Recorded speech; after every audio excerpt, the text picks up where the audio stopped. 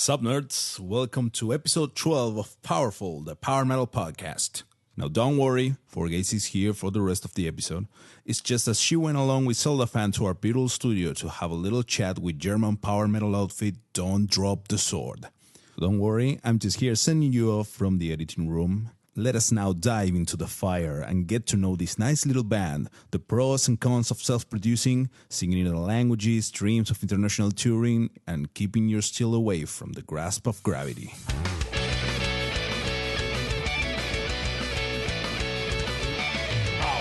My name is Andreas, Andrew in English, I guess, and the nickname is Anti, which most people call me. So I'm the singer and do you call it vocalist or singer? You can call it either one. Okay. Whatever sounds cooler to you. So I'm the guy with the most important microphone and the one who writes most of the lyrics.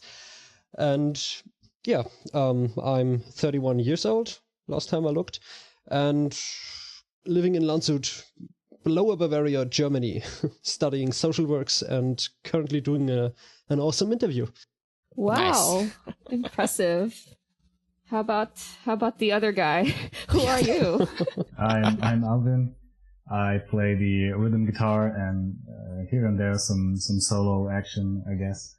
I'm 26 years old, and yeah, what I do, I work as a translator, but right now on a different project for I can't say too much about it because of an NDA. Fancy. Yeah, but You've already said too much. He could tell you more, but he'd have to kill you. I'd have to kill you. I have a certain set of skills. That's so metal. Yeah, that's pretty much it. So secretive. Wow, that's pretty cool. And most of all, your most important job is that you are members of this band called Don't Drop the Sword. So yeah, that's pretty cool. You're right. I think that might be why we are talking to you today. Oh, okay. You think so? So I first heard about you guys from your EP Into the Fire, which actually was really memorable. I think it was one of my memorable new releases from early last year. But let's go further back. Tell us about how you formed the band and how you all met, and what gave you the burning desire to form a power metal band. I'll have this one passed on to Alvin. He was there before I was. Yeah. So I was basically a number 3 in the constellation. Nice. The guys who started it was Dom and Matthias. They kind of both had the passion to play like epic and power metal. And they also played in a band together before we started. And yeah, when that band, like, how do you say, when they quit, Yes. they wanted to keep playing and said, okay, what's the genre we both like, what we like playing, and that was what we're doing now, like power metal, speed metal, and a fusion of that. And then soon after, Dom contacted me because he kind of saw me play with another band I was in, and I said, yeah, sure, power metal, fucking love it. Yes. But I was more into like the Japanese genres at that time, like Sex Machine Guns. Oh, nice. Tech Altitude and all that. That is awesome. I know that was like kind of the inspiration I brought into the band. Like, that's so awesome. That's more of the speed aspect than, I guess, like speed metal. And then we found Max, which was not a huge coincidence because the blues rock band Matthias is playing in, I guess as a side hustle to Don't Drop the Sword. Their singer is the mother of Max, and she said, yeah, my son plays guitar and he's not in a band right now, and he's like extremely talented, as of course every mother would say. Wow, what a cool mom. And we were like, hey, sure. It's like a musical family. Yeah, let's invite him over and see what we can play. And it turned out to be fantastic. And Then Dom used his Facebook friends list and tracked down Anti, who he met some time ago, who also played in a band, and maybe Anti can tell more. Yeah, glad to take over. I plugged the vocal cords before in not speed metal, heavy metal and thrash metal band called Improved Gods, who are a local thing here in the town which I live. And we played actually 2 gigs, I think, at least 1 gig with Dom's band, Distorted Perfection, and hence we knew each other without really knowing that for 2 or 3 years. Wow. And as Alvin said so nice, he tracked me down and he asked me if I was in a band currently, and I said, no, but I wish I were. And then he said, yeah, we too. And thus I was invited over on military ground, pretty important. Had to bring my pass and all. Wow, and, okay. Yeah, it was awesome. I thought, yeah, cool. Might be another nice garage band, but hell, was I wrong? That's not garage. That's. I think you've expanded far beyond little bit garage better than band that, yeah. status now. Totally. I couldn't imagine what kind of music they'd make and on which level. Awesome. I was overwhelmed and yeah, I was in without much hesitating. That is amazing. So, Dom seems to be your like social media guy. Is that true? He is. He definitely is. Yeah, he's our social media and I guess PR manager and marketing guy okay. and designer guy. Like he's Wow. He's pretty the much spider does. watching the web. Yeah. Yeah, I also follow him on Instagram. I guess Like everyone does. His personal account in addition to your band account. The band account is managed by me, by the way. Oh, okay. Hello. That's all me. Yeah, and the podcast Instagram account is managed by me. So we have indirectly met on the internet. Okay, nice. Awesome.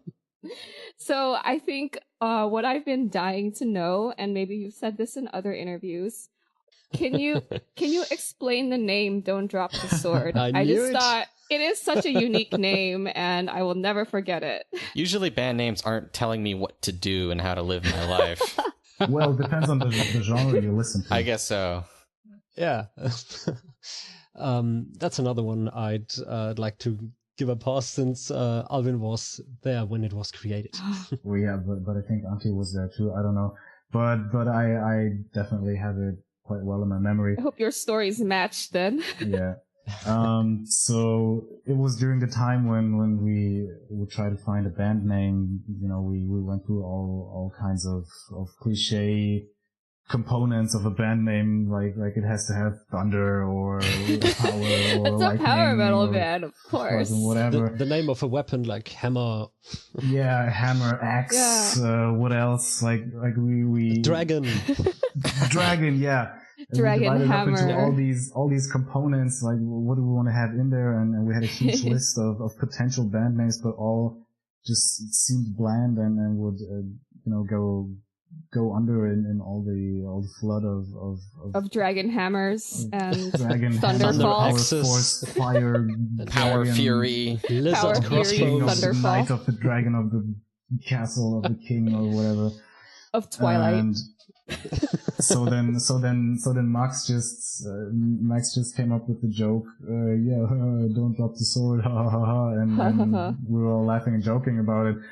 But the next rehearsal we came in and thought, hey, maybe we can interpret more into Don't Drop the Sword.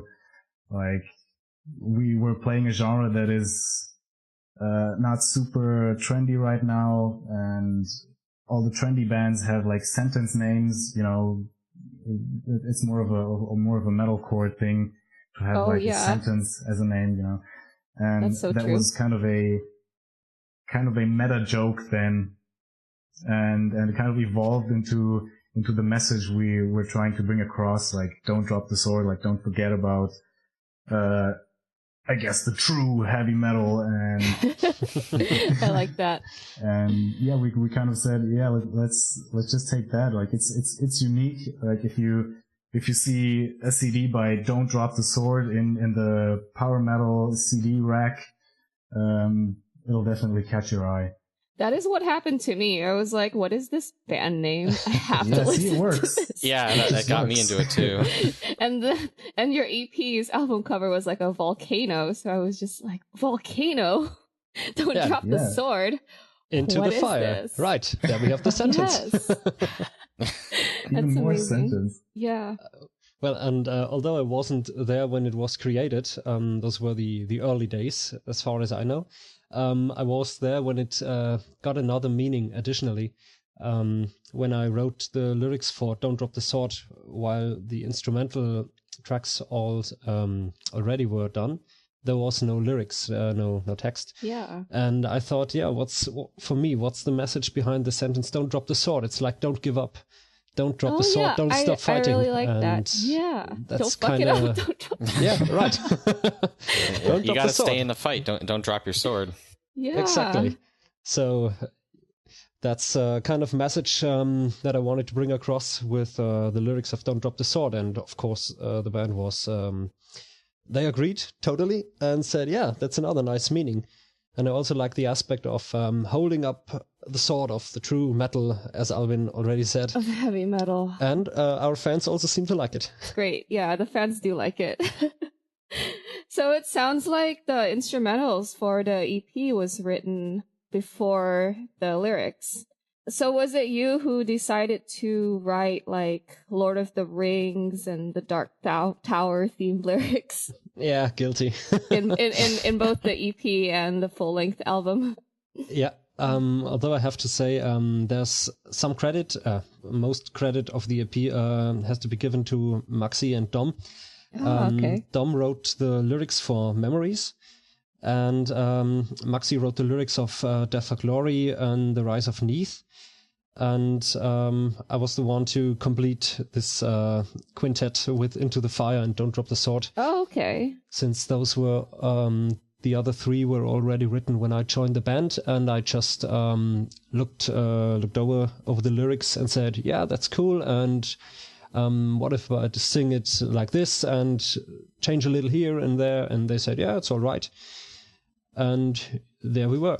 The EP was done. All right. So it really was a team effort. That's so great. So I noticed that on Bandcamp, the EP is pay what you want. So was there a reason that you guys decided to release it for essentially free? I'd love to summon Dom for this one, since as you said, he's our Summon the marketing guy. spirit of Dom. Oh, he is. Oh my god. Maybe it worked and like. Where have I got my pentagram? Damn. Yeah, we can summon the spirit of Dom. I don't know, Alvin. Do you remember what exactly were the reasons? Well, reach, as he likes to say, we need reach. And if you give something away for free, like, more people are going to listen to it and download it. And the idea was the digital version is free. Like, if you want to check it out and if you want to support us, then you can head over to our web shop and buy the CD. So you have a hard copy of it with this super great artwork done also by Dom. And yeah, that's why we said, okay, we need a digital version on a platform that, you know, people can use to check out our music. And I actually don't know why we didn't just put it on YouTube, but it is on YouTube. I don't know. Yeah, someone else did. Is it on YouTube? I don't I'm know. sure someone put it there. Yeah, it was. I think it was before the whole music streaming explosion or whatever, that where people would still want to download music and have it on whatever device they use. So Bandcamp was just in our eyes the best option. Yeah, we find Bandcamp really useful also. I think Bandcamp has sort of made a resurgence. I don't know if it ever went away, but I see more and more people using it now. So it's a great option. It's that direct to consumer. And it's the fairest one, Yeah. I think. Because Yeah. if you have something you can give away for free, and some guy, I don't know, who doesn't know what to do with his money says, okay, I want to give these guys $50 for for their EP, then have at it. Yeah, I like that. But Absolutely. it's also free, so. Why limit them to only spending $10 on an album? And I think it's a nice concept, not not forcing people into giving you a certain and fixed amount of money. They can pay you what they think your music's worth. And we had some people, I think many customers who paid over over the amount set. The typical price of an album. Yeah, exactly, the average price.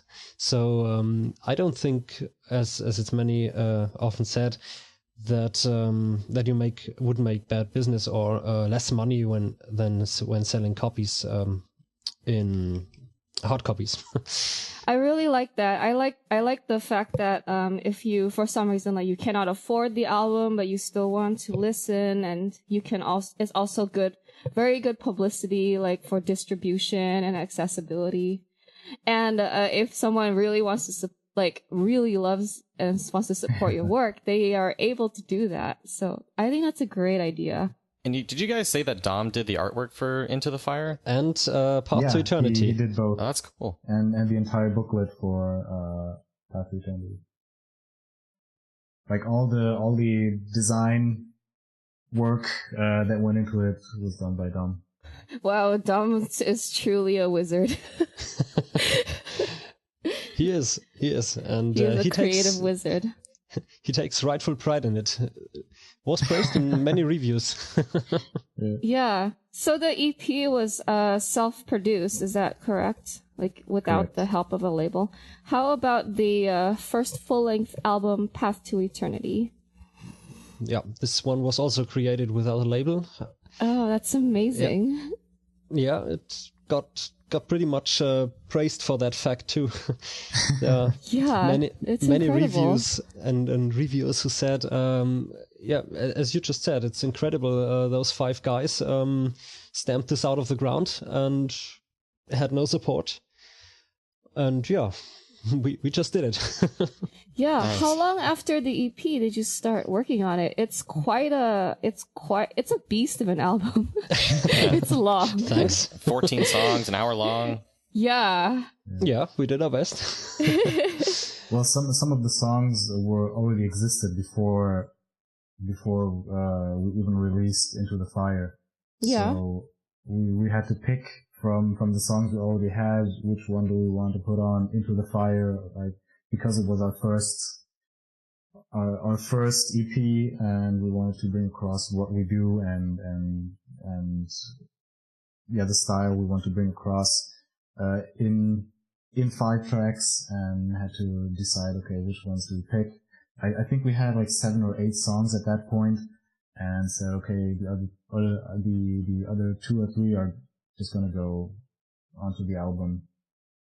And then we just kept writing album songs after releasing our EP. How do you guys think you grew going from the EP into the full-length album, as far as like your musical composition strategies or inspirations, how you grew as a band, basically? Well, we definitely got a bit more advanced and how do you say this in a neutral way? Complicated when it comes to songwriting. Oh, okay. Sophisticated, I understand. Yeah, you could call it sophisticated. You could also Without call it complicated. Complicated. You got more progressive. Yeah, you could say that. I think that's the word we were trying to dance around. Yeah. Nobody really knows what it means, so you can just call everything progressive. Okay. It's like alternative. Exactly. Alternative power metal. Exactly. I wonder what that sounds like. No, we well, from my point of view, it wasn't a real transgression. It wasn't a real step. It was more like a long walk, and I didn't have the feeling that it was, so now the EP is done, now we do the album. It was like one long line of writing songs, and somewhere along that road we got a bit more interested in the fact, what can we do? How can we get some, is Maxi always saying, classical influence there? and maybe turn up the BPM a little bit. And I'd like to have a choir here and some things like that. And hey, why don't we get a double lead guitar solo here and there? So we just try to, pimp up the music, I guess, a little bit. Yeah, it definitely got more pimped out. Like, maybe the wrong genre for that word, but I think you know what I mean. I like it. It's like a pimped out version of the EP. Yeah, you have really cool, like, folksy sounding chorus, like in Rotten Wings, and there's definitely like more vocal harmonies that I'm hearing. Thanks. Yeah, I like some of the little touches, like the drum interlude, drums in the deep. I thought that was really cool. Something you don't see very often. I guess that's probably Dom's doing. Props to him for that. I like the sea shanty, like siren song, the folksy gestures, tears, lots of like little things, or like the really speedy, like King of the Dragon Age type stuff. Thank you. What more can I say? Thank you. Those are exactly the things that I like too. And we appreciate it. That's awesome. Yeah, as power metal fans, that's the kind of stuff we're looking for. Yeah, so I've been like, since I'm the Instagram overlord of Powerful Podcast, I like to look at, what bands are doing. So, it looks like you guys have been touring and stuff. Do you want to tell us about your tours? Is it just in Germany or all through Europe? Alvin, it's time to get emotional. Let go. Oh, yeah, let's get into it. Yeah, mostly around our area. So we of course had a lot of shows in our hometown, which would be Erding. We had one show in Landshut, which is Anti's HQ. My hood. Your hood? His hood. Nice. And like a couple of shows in Munich, but we weren't able to expand more. Like we'd love to, definitely. Like if there's an offer we can take, we're always happy to take it. But somehow it's kind of difficult to really get out there and I don't know, play some festivals or whatever, because you never know when they're already completely booked. So if it's like 3 months up to a festival and you contact them, they say, oh no, the roster is already completely full. And yeah, that's where I guess labels help, but we're trying to manage without them. Oh. Do you guys like staying independent rather than going with a label? We consider, of course, we consider working with a label, but I think it was Dom who once said that we'd like to keep the independence and get some support for being independent. So that's kind of the ultimate goal, having someone who supports us for what we do and what we are, where we don't have to bend and bow too much. Yeah, that's the problem, because labels are companies and they have their corporate identity, and if someone doesn't fit into that, then they of course want to mold them into what they want to represent, and it's kind of difficult to really do what you want to do. It's also a bit paradox. Yeah, that's really interesting. I've always wondered how much influence a label has on the creativity and the outputs that a band makes. Well, up until now, we can't really say. Yeah, we cannot say. Yeah. But I guess I'd like to make the experience working with a label that could be profitable for both sides, I guess. Yeah, of course. Yeah. All depends on the people, I think, on the humans.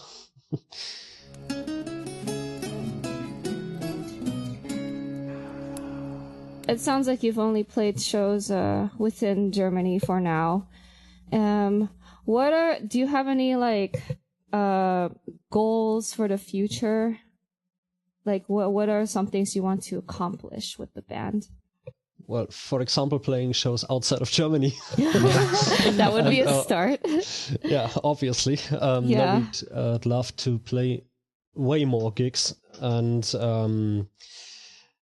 I know it sounds a bit like a cliche, but who wouldn't like, as Alvin once said, who wouldn't like to make music for a living? Yeah. I think if you get paid for living your passion, what could be greater? It's not work if it's fun. Yeah, of course. That's amazing. Yeah, so the goal is just play shows, play more shows, get out there, make music, play the new music. Yeah.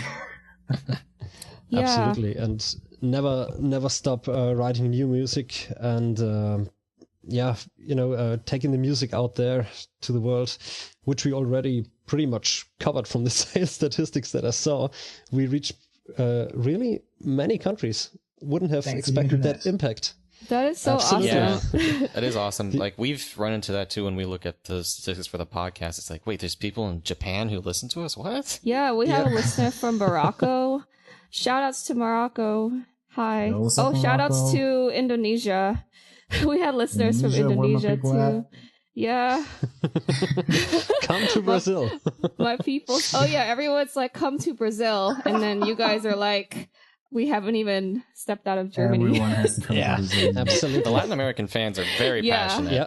I get the same impression. Yeah, when you read also when following other bands, you can't get around the impression that Spain and Portugal, they're all totally into the music and the scene.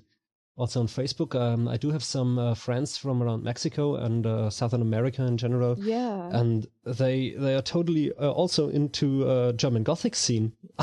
I asked them to explain, and they said, yeah, they got such nice pale skin, and it looks so awesome. Just the looks of pale skin. It's really funny. And they showed me a picture of one of the bars and pubs, and it was totally decorated in German style and had all the things like Bauhaus and other Gothic and metal bands and flags everywhere. It's amazing. And it was more German than Germany.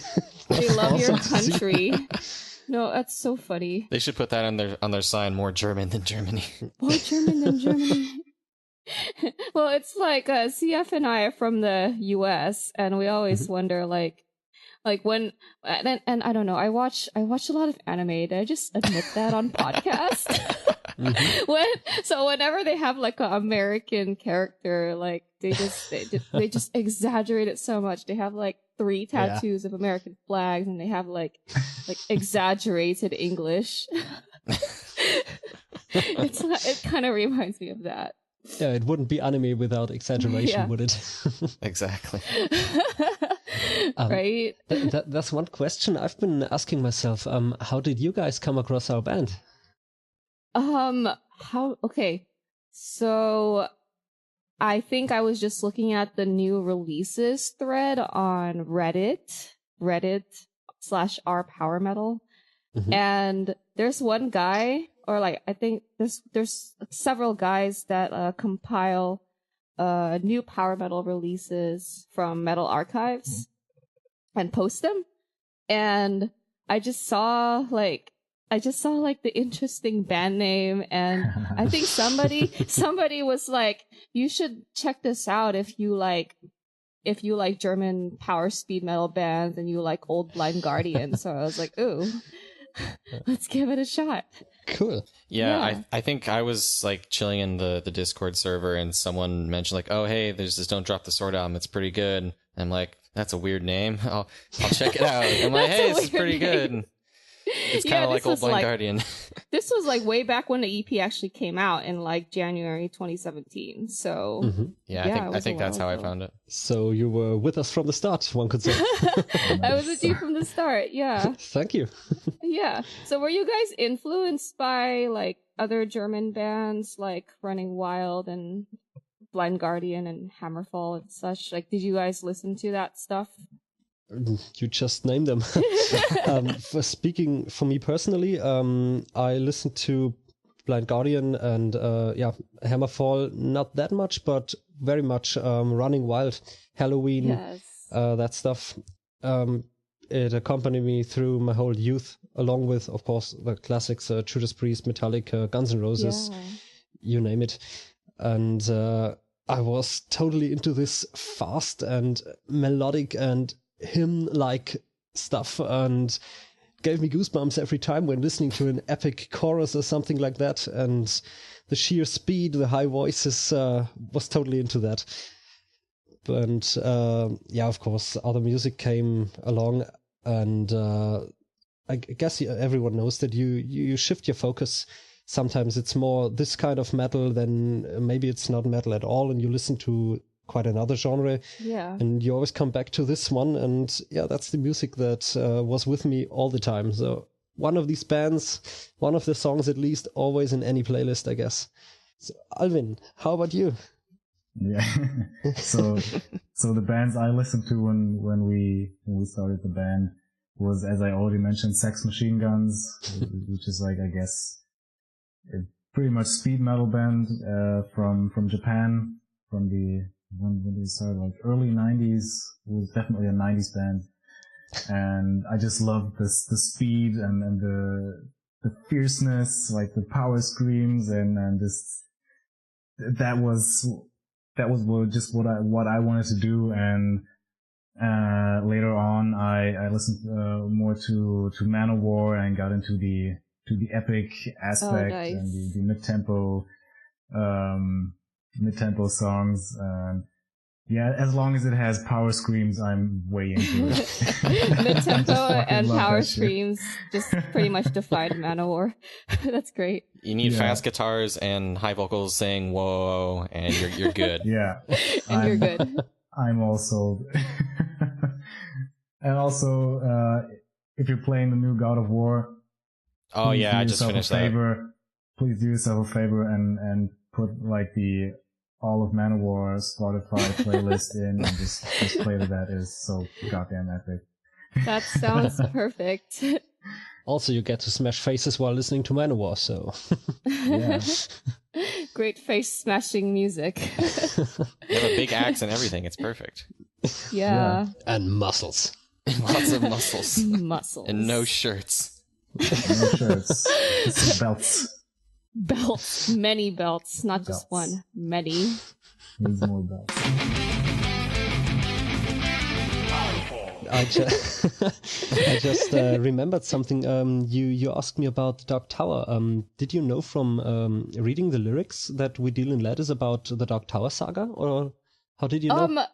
So I was actually trying to. I couldn't find the lyrics for the EP because I only have a digital copy, and I think I read in some other reviews of the album that We Deal in Lead was about the Dark Tower.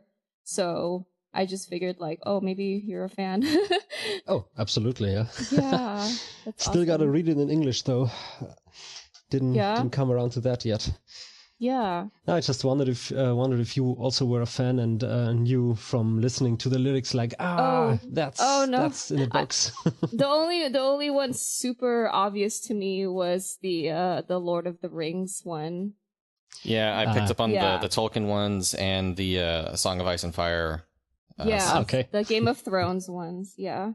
Blood will decide him. Yeah. Yes. Yeah. So from our other interview with another German musician, Hansi Kirsch. Who's that? Who's that? I don't know. I've never heard of him. He's a really nice guy. Okay. And he told us that they made an active decision to write music and sing in English because they think it will reach a broader audience. Did you guys decide to make music in English for the same reasons? I think someone once said to me in my old band when I suggested to play a song in German or in Spanish, they said, well, English is kind of the mother tongue of metal. After common. listening, yeah, seems so. I listened to many bands I think the Spanish Dunedain and other bands playing their music and singing in Spanish, Russian and Italian and everything you can imagine. And I think it also sounds awesome. It's just a bit strange to the ears of people who only listen to music with English texts, lyrics. Yeah. I don't know. Alvin, you might not have that problem when listening to Japanese music. No, yeah, I love Japanese music and metal. also, Deer and Grey is one of Deer and Grey is fantastic. We're also huge ex-Japan fans around here. Yeah. Actually, just me and Darko, but we're trying to get the other guys. Yeah, I need. That's what I need to get to. I'm slacking. Show them Umbrella and hey, teacher. That's strange use of English people there. just don't seem to be into it. I don't know. Like I personally, I love it. Oh, I love it. It's so speedy and the melodies are freaking amazing. And oh man, I'm a big fan of the German folk metal band Equilibrium, and most of their songs are in German, which I'm very bad at picking up on lyrics, and then they're growling vocals, and then they're in German. Yep. So I have no idea what's going on. That's it with understanding. But it sounds cool. Yeah, maybe sometimes that's also part of the charm, not knowing the language and just hearing the sound of the language. Like sometimes just the message just comes across, even if you don't know what the words are. Yeah. Yeah, absolutely. That just creates I don't know, mystery fascination about it, I guess. Which is very personal for everyone, right? Or individual, let's say. Now that you say it, when I didn't understand English that good, I was like 15 or 16, I guess, and I bought myself the Nightfall in Middle-earth, and I listened to it, and I didn't get that much of the lyrics, I have to admit, but the atmosphere, it was overwhelming. Again, the goosebumps, and you make up your own pictures and stories behind the whole thing, and without reading the booklet that time and being very much into the Tolkien universe, I just thought it was about Lord of the Rings, and that was that. But I, even knowing what I now know, I can't get those pictures and feelings and the atmosphere out of my head that I had when I first listened to the Nightfall. So yeah, I think Alvin's absolutely right. The words maybe are not the most important thing, but the overall message or feeling that comes across. Yeah. I really think Nightfall in Middle-earth was so well done because, I haven't read the Silmarillion yet, but like I was still able to get all the emotion from, the stories that the album was telling. Yeah. I read the Silmarillion in the meantime. It made me really want to read it, especially after listening to Hansi talk about it. Yeah, you can really get lost in it. It's exhausting, but it's also worthwhile. Oh, sounds like a good summer project. At least the summer, yeah. Yes. Well, I think that's all the questions I have for you today. ZF, do you have anything? I think we basically hit on all the key points we wanted to. I think at this point I would just ask for what your guys' big, crazy, wild dreams are for Don't Drop the Sword in the future. Oh, that's a nice question. If you like, go ahead so I have more time to think. Smart. Bastard. Yeah, lucky bastard. I don't know. Really. Crazy is depends on definition. Like to me, crazy would be doing a world tour and going all over the place and just playing our music for all our fans in the world. Like from the guys we got messages from where they're all from, South America. Come to Brazil. Come to Brazil. Come to Ecuador. Very strong fan base in South America, I have to say. So I think we definitely have to go to South America once to go see all of our fans there. Yeah, we have to. It would be amazing, like to play in front of a huge crowd and just taking in all that energy from the crowd. I think that would be crazy in my definition. Yeah, crazy good. I can pretty much sign that. The image that came to my mind when you said crazy dreams, I just imagined us standing on a huge open air stage and thousands of people standing there or something like that. What a beautiful vision. Anything where the atmosphere is right, like the night comes down slowly and people standing there with bright eyes and waiting for the show to start and singing our songs. That's such a beautiful description. You're gonna make me cry. Yeah, the imagery right there is great. Yeah. I don't know. That's just that's what I dream about when it comes to crazy dreams. That's my definition. And making all those people, not exactly cry like I did with you. Sorry for that. You're gonna make me cry and headbang at the same time. As long as it's happy tears. Happy tears. Nah, I want to bring happy tears to thousands of people. Oh. And That's also very nice of give the energy and, as Alvin said, take in the energy, just being together there. And one more cliche, holding up the sword together side by side. Oh, wow. And Side stand strong. You are very good at power metal lyrics. I'm just going to say that. Yeah, you guys know what's up. Yeah. Yeah, just have to insert a few so far aways and then you'll be right on. Evermore. And evermore, Also. forevermore. Yeah, don't take advice from us. We want you to keep writing good music. We'll do the best we can. Promise you that. Yeah.